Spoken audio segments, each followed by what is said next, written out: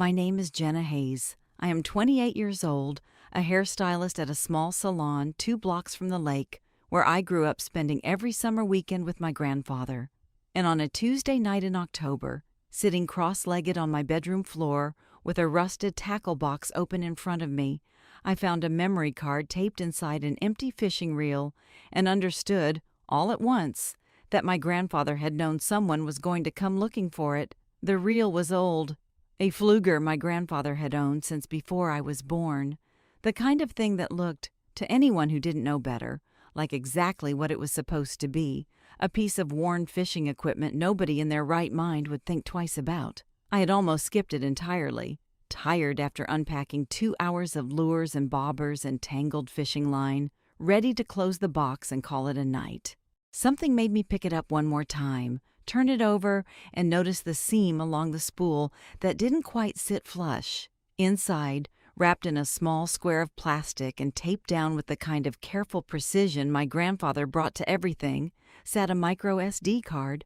I sat there for a long moment, holding it between 2 fingers, thinking about the last conversation I'd had with him 3 weeks before he died, when he'd gripped my hand at the kitchen table of his lake house and told me, in a voice that was already thinner than it used to be, that the tackle box was mine, only mine, and that I needed to promise him I'd go through it myself, slowly, before I let anyone else near it.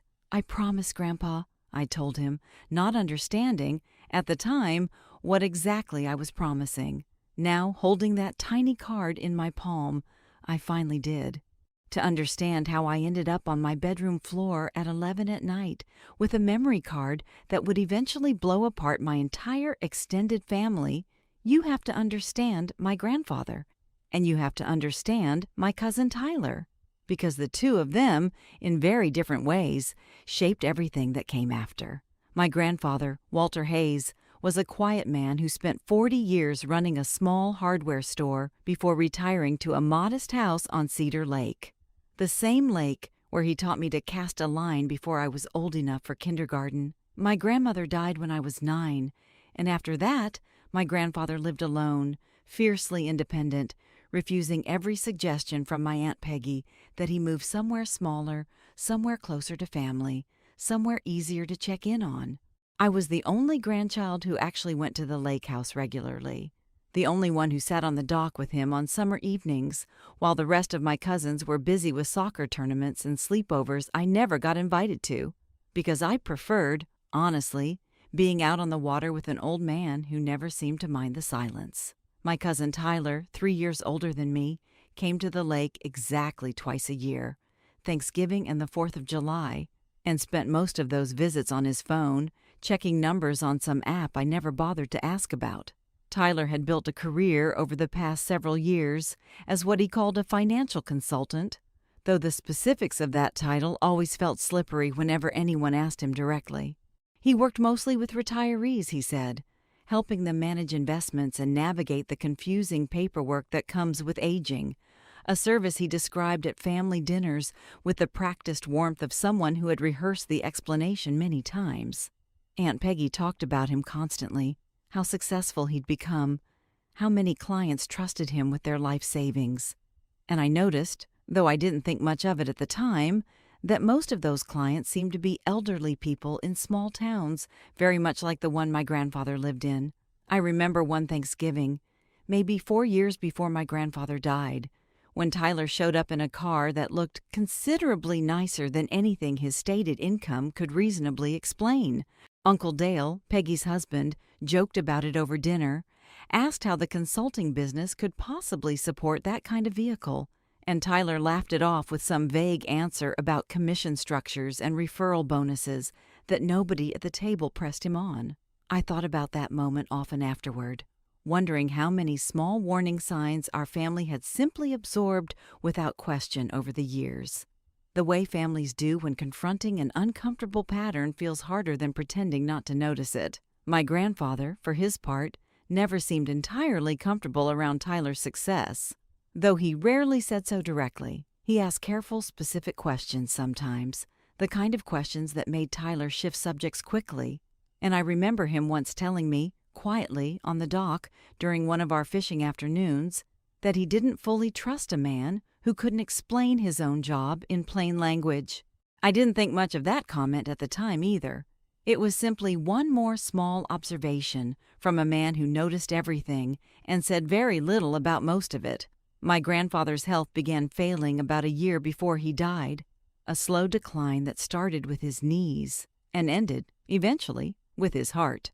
During that year, I visited more than ever, driving out to the lake house most weekends, helping him with groceries and doctor's appointments, and the small daily tasks that had started to feel impossible for a man in his 80s living alone. I learned his medication schedule better than my own, learned which afternoons his hands ached too much to hold a coffee mug properly, learned the particular quiet that settled over the house on the days he missed my grandmother more than usual.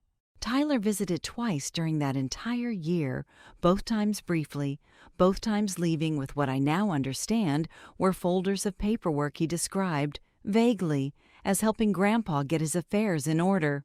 I remember one of those visits specifically, a Saturday afternoon in early spring, arriving at the lake house to find Tyler already there, seated at the kitchen table with a laptop and a stack of printed forms. My grandfather looking tired in a way that had nothing to do with his knees or his heart. "Just some routine paperwork," Tyler told me when I asked, closing the laptop a little too quickly. "Updating beneficiary information, nothing exciting." My grandfather didn't contradict him, though I noticed in retrospect that he seemed relieved when Tyler finally left that evening. A relief I mistook, at the time, for simple exhaustion. I did not think much of those visits at the time. I want to be honest about that, because it matters for what happened later. I trusted my cousin the way you trust family by default, without much scrutiny, simply because scrutinizing the people you grew up with feels like a betrayal in itself. My grandfather died in September, quietly, in his sleep, in the same lake house where he'd lived for over 30 years. The funeral was small, the way he would have wanted it, and the reading of his will happened 2 weeks later in a modest office downtown, all of us seated in mismatched chairs, while a soft-spoken lawyer named Gerald Pratt read through a document that was, in most respects, exactly what everyone expected.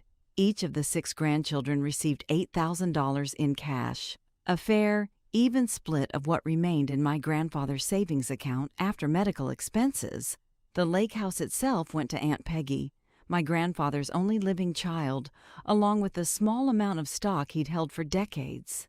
"And to me," Gerald read, reaching a line near the bottom of the page, "I leave my tackle box and everything inside it, because Jenna is the only one who ever actually wanted to go fishing with me."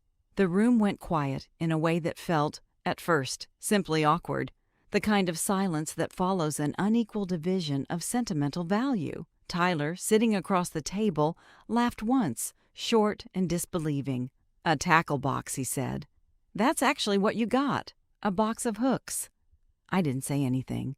I had genuinely wanted that tackle box more than I wanted the $8,000 everyone else received, though I couldn't have explained exactly why, at the time, beyond a simple, uncomplicated love for the man who'd spent countless afternoons teaching me to tie knots on that same dock. What I noticed, sitting there in that office, was something smaller and stranger than Tyler's laughter.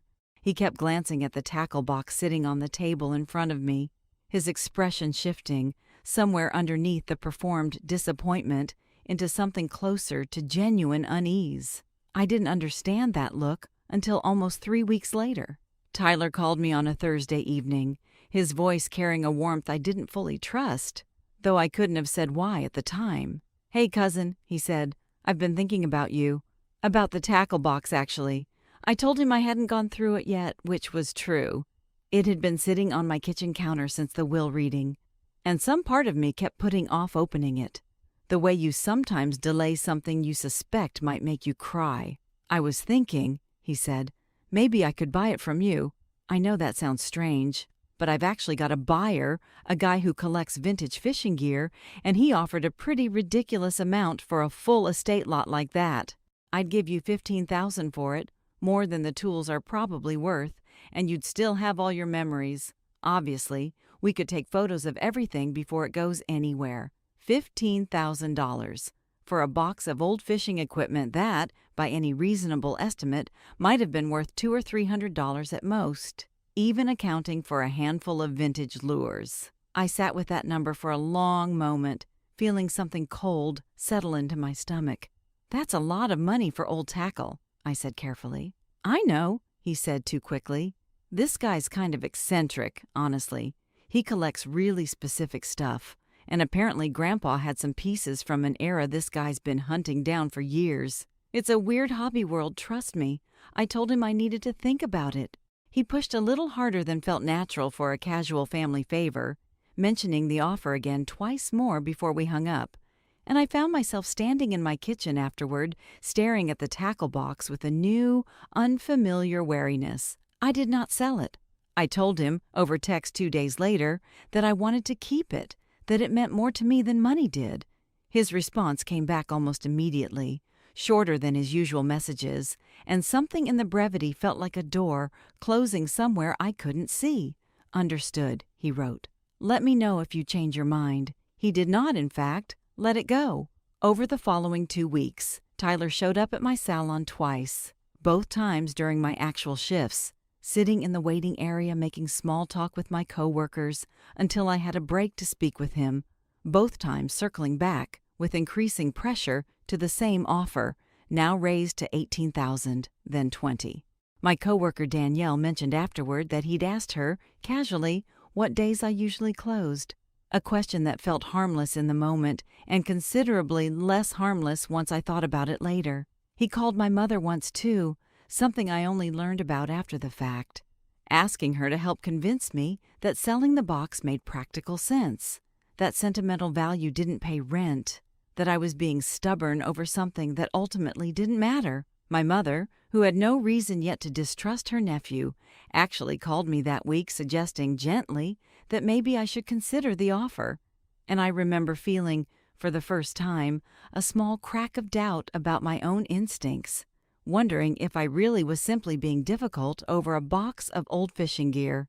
Then he showed up outside my apartment building, standing near my car in a way that felt, the moment I saw him, less like coincidence and more like someone who had learned my schedule and was waiting deliberately.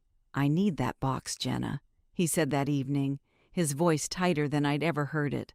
The practiced warmth from our first phone call almost entirely gone. "You don't understand how important this actually is." "Then explain it to me," I said. "Because $20,000 for fishing gear doesn't make sense, Tyler, and you know it doesn't." He didn't answer that directly. He said something vague about the collector losing patience, about needing to move quickly, and left without the box. His expression, as he walked back to his car, carrying something I hadn't seen on my cousin's face before, something closer to fear than frustration. That was the night I finally sat down and went through the tackle box properly, piece by piece, the way I'd promised my grandfather I would. Most of it was exactly what it appeared to be.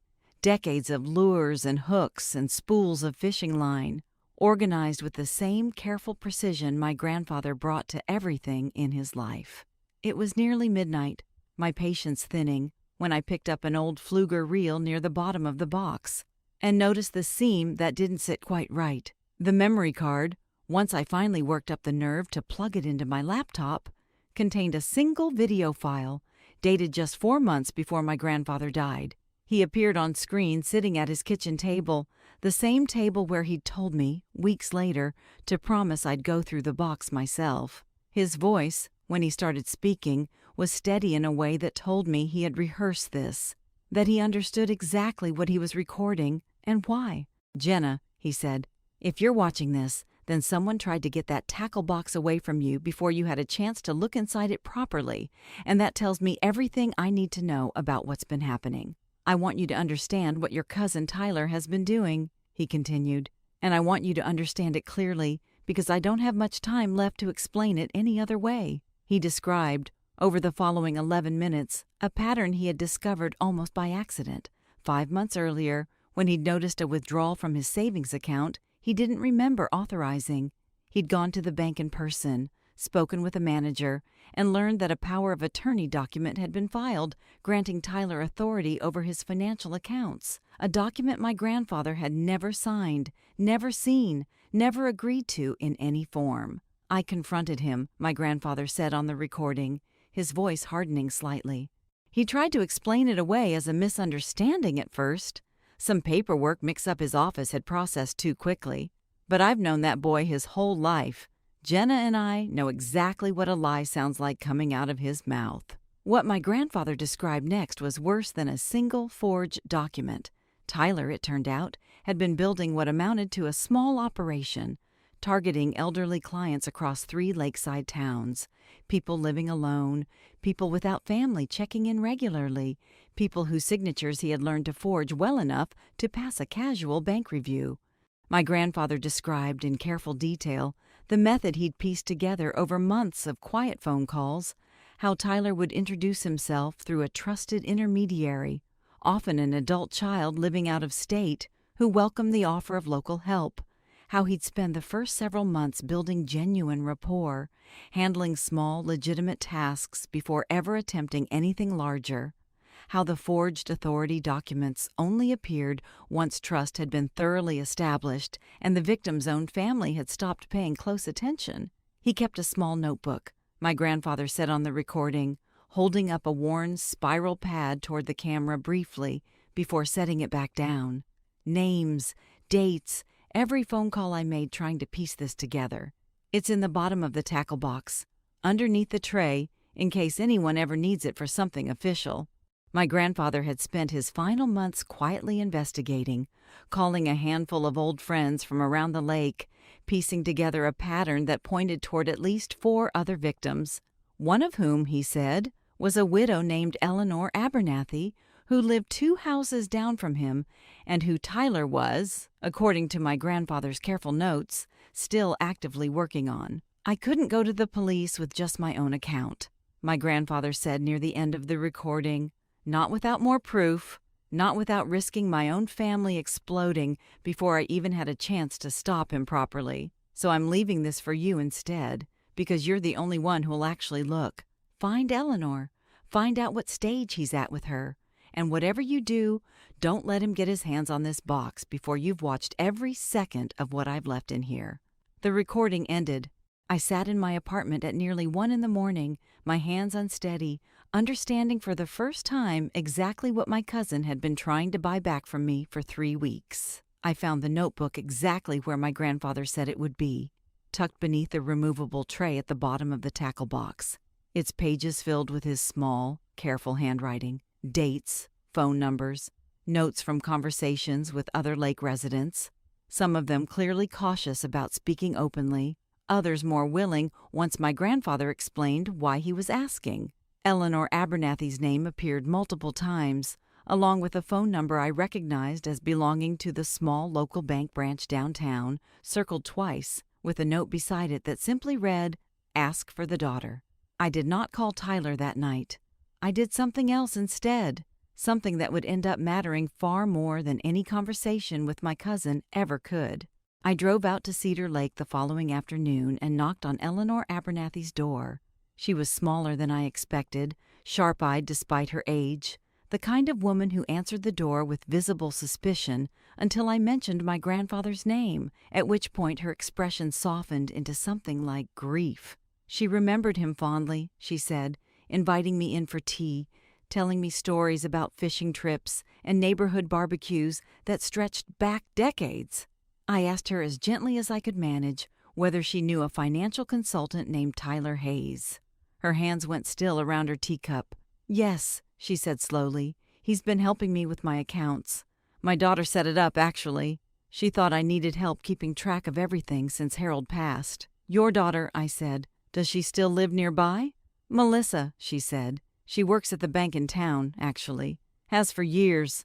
She's the one who suggested Tyler in the first place. Said he came highly recommended." I sat with that information for a long moment, understanding, slowly, that Melissa Abernathy worked at the exact bank branch my grandfather had visited 5 months earlier, the branch where a forged power of attorney document had already been processed once before. "I need to talk to your daughter," I said. "It's about Tyler. I think there's something wrong with the paperwork he's had you sign." Eleanor's face went pale, and in that moment I understood that some part of her had already suspected something, some quiet unease she hadn't known how to name until someone finally said it out loud for her. Melissa Abernathy agreed to meet me 2 days later in a coffee shop far enough from the bank that neither of us worried about being seen together. She was younger than I expected, sharp and visibly rattled once I explained what I'd found, pulling up records on her phone that confirmed, piece by piece, exactly what my grandfather had described in his recording. A power of attorney filing for Eleanor, dated 3 weeks earlier, currently sitting in a pending review queue. Signatures that, once she zoomed in and compared them against older bank documents, looked subtly, unmistakably different. "He's scheduled to come in Thursday," Melissa said, her voice tight. "To finalize the transfer authority. My manager approved it on paper, but nobody actually verified the signature match properly. It happens more than you'd think with elderly clients. People just trust the paperwork." I looked at her for a long moment, an idea forming that felt, even as I had it, slightly reckless. "What if we'd let him come in?" I said. "What if we let him think everything's going exactly according to plan?" Melissa's expression shifted, understanding arriving somewhere behind her eyes. "And then what? And then I show up with proof he can't argue his way around," I said. "In front of your manager, in front of whoever else needs to see it." We spent the following 2 days preparing carefully, Melissa arranging for her branch manager to be present Thursday afternoon under the pretense of a routine account review, quietly briefing a bank security officer on what we suspected without revealing the full plan to Tyler through any channel that might reach him. I copied the video file onto a laptop, tested it twice to make sure it played cleanly, and rehearsed, in my head, exactly what I would say the moment I walked through that door. Thursday afternoon arrived gray and cold, the kind of autumn day that makes everything feel slightly heavier than it should. I sat in my car across the street from the bank for nearly 20 minutes, watching Tyler's car pull into the parking lot at exactly the time Melissa had told me to expect him, watching him walk inside with the easy, practiced confidence of a man who believed he had already won. I gave it 10 minutes before I followed. The bank lobby was quiet. Mid-afternoon on a weekday, a handful of customers at the teller windows. Nothing that suggested anything unusual was about to happen. I found the small conference room near the back exactly where Melissa had described it, the door slightly ajar, Tyler's voice audible from inside, warm and reassuring, walking Eleanor Abernathy through a stack of documents laid out on the table between them. I opened the door before anyone inside had a chance to object. Tyler's face, when he saw me, went through 3 distinct stages in under 2 seconds. Confusion, recognition, and finally something close to genuine panic, the practiced warmth draining out of his expression entirely. "Jenna," he said, his voice suddenly unsteady, "what are you doing here?" "I'm here for the same reason you are," I said, setting my laptop down on the table between us. "Grandpa wanted me to be." I hit play before he could respond, before the branch manager standing near the doorway, alerted by Melissa moments earlier, had even fully entered the room. My grandfather's voice filled the small space, steady and clear, describing in careful detail exactly what his grandson had been doing, exactly who he'd been doing it to, exactly why he'd hidden the truth inside a tackle box no one would think twice about. Tyler didn't try to argue over the recording. He sat frozen, watching his own scheme described in precise, damning detail by a dead man who had clearly known, months in advance, that this exact moment might eventually need to happen. Eleanor Abernathy, sitting across from him with the pending power of attorney documents still spread on the table, went very quiet, her hand rising slowly to cover her mouth as understanding settled over her features. The branch manager, a composed woman named Diane Ortiz, did not wait for the recording to finish before stepping fully into the room. "I'm going to need you to stay right where you are," she told Tyler, her voice calm but firm, "while I contact our fraud department and the local police.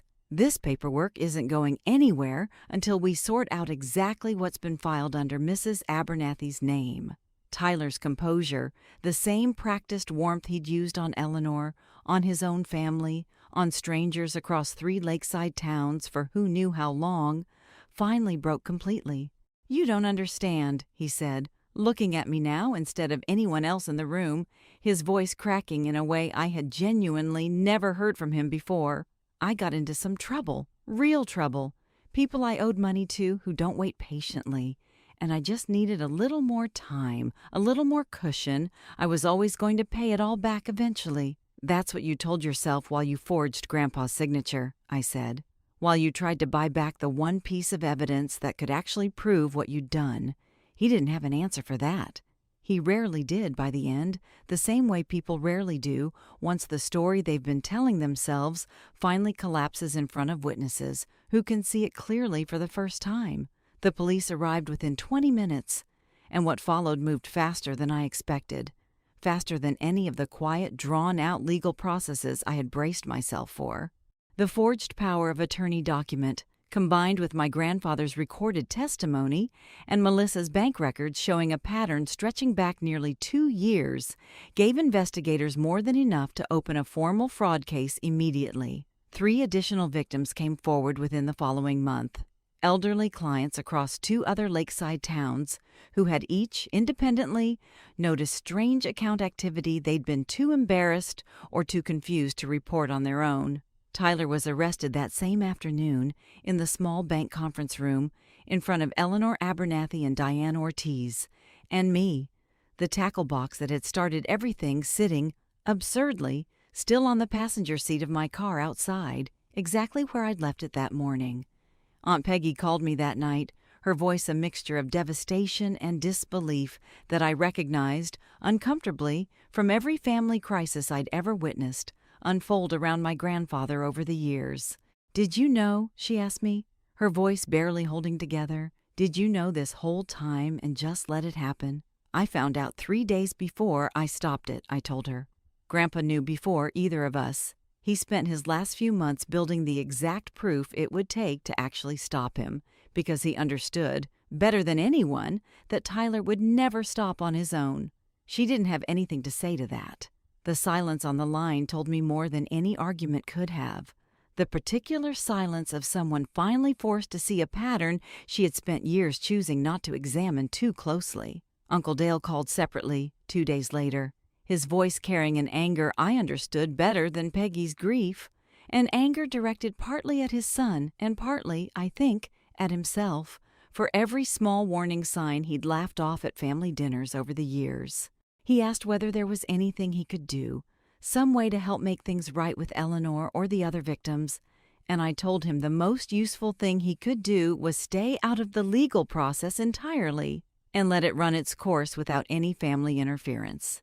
He agreed quietly, and I could hear, underneath the agreement, a father grappling with the uncomfortable realization that loving someone and enabling them had for years looked identical from the inside. My mother apologized separately for the phone call she'd made weeks earlier, encouraging me to sell the box. "I didn't know," she said, her voice thick. "I had no idea what he actually was." I told her she didn't need to apologize, that none of us had known, that the entire point of what Tyler had built was designed specifically so that people who loved him wouldn't have reason to look closely. The case moved through the legal system over the following several months, faster than these things typically move, according to the detective who worked closely with Melissa's bank records, largely because the evidence was simply too clean, too thoroughly documented, to leave much room for delay or dispute. Tyler eventually pleaded guilty to multiple counts of financial exploitation of the elderly and forgery, avoiding a lengthy trial, but accepting a sentence that included both prison time and a lifetime ban from ever working in any capacity resembling financial advising again. Eleanor Abernathy recovered every dollar Tyler had already begun moving out of her accounts. The fraud caught early enough, thanks to that Thursday afternoon in the conference room, that the damage never reached the scale it might have. She still lives in the same house 2 doors down from what used to be my grandfather's, and I visit her now every few weeks, sitting on her porch the way I used to sit on my grandfather's dock, listening to stories about a neighborhood that used to feel a lot smaller and safer than it turned out to be. Melissa and I stayed close after everything settled, an unexpected friendship built out of an afternoon neither of us had planned for, and she tells me sometimes that the case became something of a quiet turning point at her branch. Tighter signature verification procedures, more careful attention paid to elderly clients showing up with unfamiliar financial advisors in tow.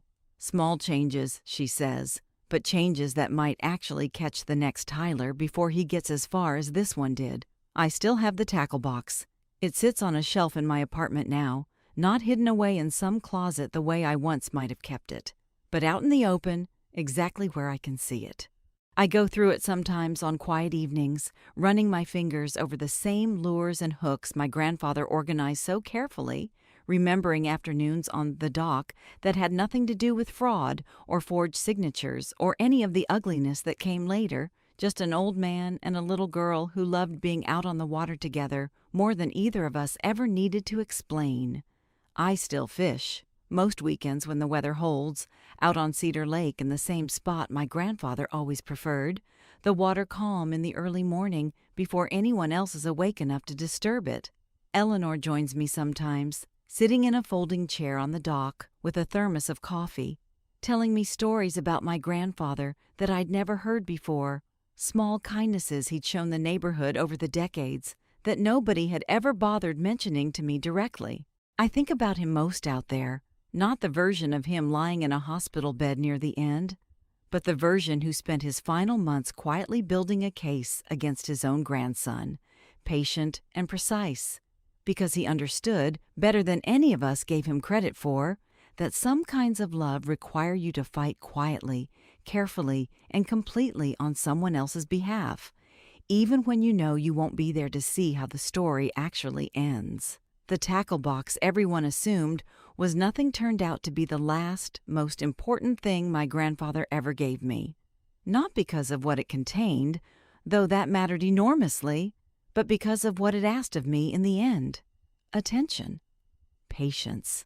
The willingness to look closely at something everyone else had already decided wasn't worth a second glance. That, more than anything I recovered from a bank conference room that gray October afternoon, is the thing I actually carry with me now. Thank you so much for watching. Drop a comment below, hit that subscribe button, and I'll see you in the next one.